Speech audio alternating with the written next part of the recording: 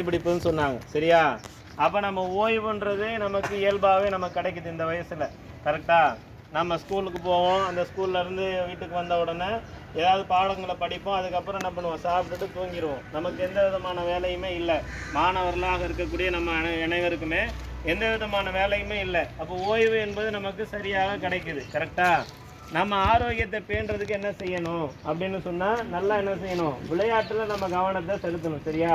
விளையாட்டில் நம்ம கவனத்தை செலுத்தி நம்முடைய முழு அந்த ஓய்வு நேரத்தையெல்லாம் நம்ம இந்த விளையாட்டு, உடல் ஆரோக்கியத்தை பேணி பாதுகாக்கிறது, நம்முடைய மனநலத்தை சரியாக வைத்து கொள்வது, இதில் நம்ம கவனம் செலுத்தணும்னு சொன்னால் நமக்கு என்ன, அதுவும் ஒரு மார்க்க ரீதியிலான காரியத்தை செயல்படுத்தின வகையில் அமையும். புரியுதா? அதனால தான் மதரசா நடக்கிற நேரத்திலே நம்ம என்ன பண்ணுறோம், உங்களுக்கு பிடின்னு சொல்லி ஒரு விளையாட்டு நிகழ்ச்சிகளை ஏற்பாடு பண்ணுறோம். சரியா? அதனால் இந்த இடம் உங்களுக்காக வேண்டி தேர்வு செய்யப்பட்டிருக்கு இன்ஷா அல்லாஹ். அப்போ இதில் நீங்கள் காலை நேரத்தில் ஃபஜ்ர் தொழுகைக்கு வந்து தொழுதுட்டு அதுக்கப்புறம் என்ன பண்ணணும், இந்த இடத்துல வந்து விளையாடலாம். அதே மாதிரி உங்களுக்கு எப்பப்பெல்லாம் விடுமுறை நாட்கள் வருதோ அந்த நேரத்தில் என்ன பண்ணலாம், இந்த இடத்துல வந்து விளையாடலாம். சரியா? இன்ஷா அல்லாஹ் விளையாடுவீங்களா? இன்ஷா அல்லாஹ்.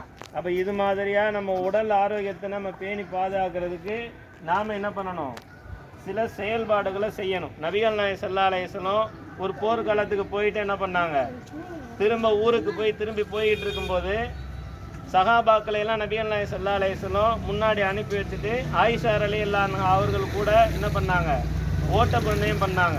கரெக்டாக தெரியுமா எல்லாருக்கும்? நபிகள் நாயகம் ஸல்லல்லாஹு அலைஹி வஸல்லம் ஆயிஷா ரலியல்லாஹு அன்ஹா அவங்கள்ட்ட என்ன சொன்னாங்க, நாம் வந்து முன்னாடி ஒரு நாள் ஓட்டப்பந்தயம் நடத்தினோம், அப்போ என்னை வந்து நீங்கள் மிஞ்சிட்டீங்க, என்னை வந்து நீங்கள் என்ன பண்ணிட்டீங்க, ஜெயிச்சிட்டீங்க.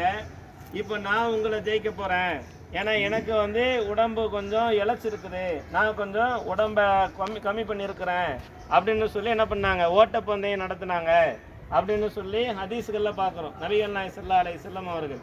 அதே மாதிரி வால் சண்டைகள் நபிகள் நாயகம் ஸல்லல்லாஹு அலைஹி வஸல்லம் என்ன பண்ணாங்க, சகாபாக்களோடு அதை பயிற்சியெல்லாம் கொடுத்து சகாபாக்களை வந்து உடல் ஆரோக்கியமாக வச்சுக்கிறது எப்படி அப்படின்னு சொல்லி சகாபாக்களுக்கு பாடம் நடத்திருக்கிறாங்க. அப்போ அந்த அடிப்படையில் இன்ஷா அல்லாஹ் நம்ம என்ன பண்ணோம், தொடர்ந்து இது மாதிரியான விளையாட்டு பயிற்சிகளை எடுத்துக்கொண்டே இருக்கணும். எடுக்கலாமா இன்ஷா அல்லாஹ்?